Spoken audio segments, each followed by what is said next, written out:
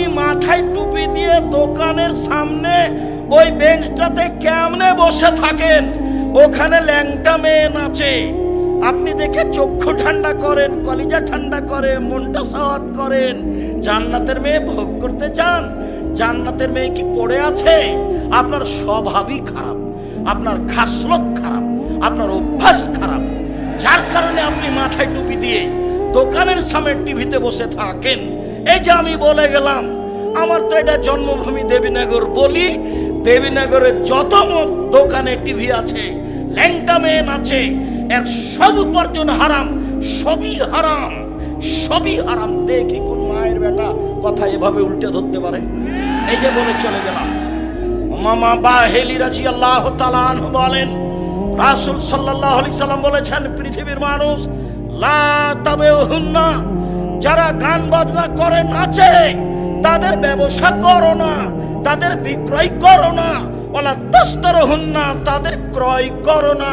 ওয়ালা তুআল্লিমুহুন্না, মেয়েদেরকে গান বাজনা শিখিয়ে দিও না। ওয়াসামানুহুন্না হারাম, এদের উপার্জন হারাম, এদের মাধ্যম হারাম, এদের সব কিছু হারাম।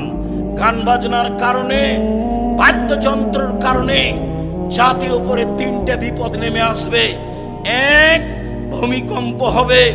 দুই, আকার আকৃতি পরিবর্তন হবে। সন্ধ্যায় থাকবে মানুষ, সকালে হবে শোর। সন্ধ্যায় থাকবে মানুষ, সকালে হবে বানর। তিন, সমস্যা নেমে আসবে গান বাজনার কারণে, মেয়েদের নাচের কারণে, মদ পান বিড়ি তামাক জর্দা সিগারেট গুলের কারণে তিনটে বিপদ নেমে আসবে। এক, ভূমিকম্প হবে। দুই, আকার আকৃতি পরিবর্তন হবে। সন্ধ্যায় থাকবে মানুষ, সকালে হবে শুকুর শোর, একবারে হুবাহু শোর হয়ে যাবে। সকালে হবে বানর। তিন, সমস্যা নেমে আসবে। মাদ্রাসায় মারামারি, মসজিদে মারামারি, হিংসা বিদ্বেষে ভরা। মানে তো দিনী ভাই বোন, বলছিলাম বিপদ তিনটি। এক, এজা সারেবুল খমুরা, যখন আপনি নেশাদার দ্রব্য পান করবেন তখন তিনটে বিপদ নেমে আসবে। ভূমিকম্প, শোর হয়ে যাওয়া সকালে, বানর আর বিপদ।